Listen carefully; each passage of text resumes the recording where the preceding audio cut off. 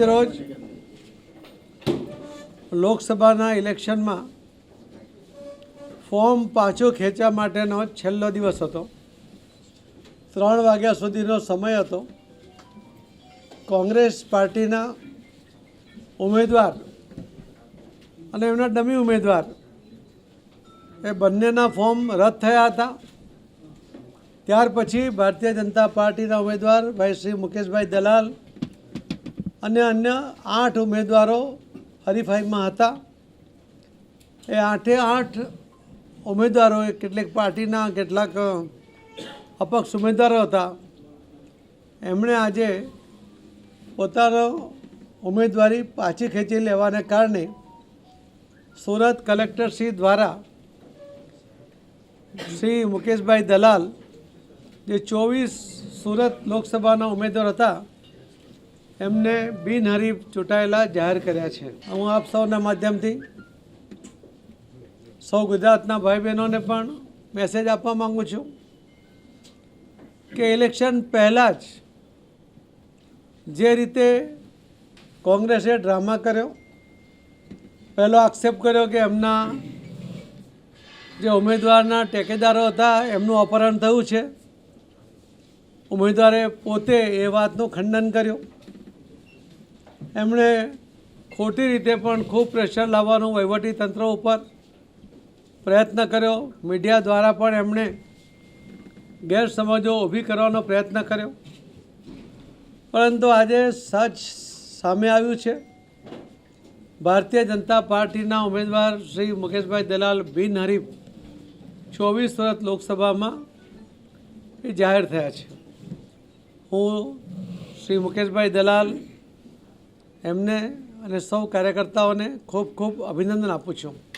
આ લોકસભાની સીટ એ 400 પારનો ભારતીય જનતા પાર્ટીનો જે લક્ષ્યાંક છે એની આ પહેલી જીત છે। અમે આ જીત આદરણીય શ્રી નરેન્દ્રભાઈ મોદી સાહેબને અર્પણ કરીએ છીએ અને એની સાથે સાથે અમે વિશ્વાસ પણ અપાવીએ છીએ કે અમે સુરત લોકસભાના સીટ સિવાયની બીજી જે 25 સીટો છે એ પણ અમે જીતીને ગુજરાતના કુલ મળીને 26 કમળ એ મોદી સાહેબને અર્પણ કરવાના છે। ગુજરાતના સૌ ભાઈ બહેનો એમનું જે સમર્થન ભારતીય જનતા પાર્ટીને પ્રાપ્ત થાય છે એના કારણે ભારતીય જનતા પાર્ટીના કાર્યકર્તાઓ પણ ઉત્સાહમાં છે। મોદી સાહેબમાં અનેરો વિશ્વાસ એમનો છે। મોદી સાહેબને ગેરંટીમાં ગુજરાતના અને દેશના સૌ મતદાતા ભાઈ બહેનોને વિશ્વાસ છે। મોદી સાહેબે મુખ્યમંત્રી તરીકે ગુજરાત મોડલ ઊભું કર્યા પછી આ એક દેશનું પણ મોડલ લોકો સામે મૂક્યું છે કે વિકાસ શું હોઈ શકે, સર્વાંગી વિકાસની વ્યાખ્યા શું હોઈ શકે।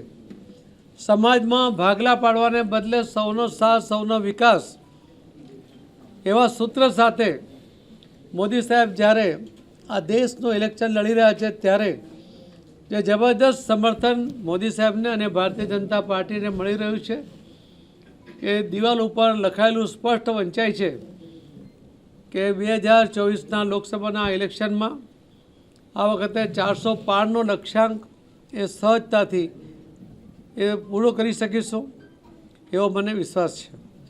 હું ફરીથી સૌ ભાઈ બહેનોને અને જેમણે આમાં સમર્થન આપવા માટે પ્રયત્ન કર્યો છે એમને ખૂબ ખૂબ એમનો આભાર માનું છું। ભારતીય જનતા પાર્ટીના સૌ આગેવાનો એમને પણ ખૂબ અભિનંદન આપું છું અને આ પહેલું કમળનું ફૂલ મોદી સાહેબને આપતા ખૂબ ખૂબ ધન્યતા અનુભવું છું। મને વિશ્વાસ છે કે ભાઈ શ્રી મુકેશભાઈ દલાલ 4 વખત સ્ટેન્ડિંગ કમિટી ચેરમેન રહ્યા છે, 3 ટર્મ કોર્પોરેટર રહ્યા છે। અમને વહીવટી સૂઝ છે એના દ્વારા સુરત શહેર અને ગુજરાતના માધ્યમથી આ દેશના વિકાસમાં પણ એમનો અનેરો ફાળો ચોક્કસ રહેશે એવી એમની પાસેથી અપેક્ષા સાથે વિશ્વાસ વ્યક્ત કરું છું। ધન્યવાદ।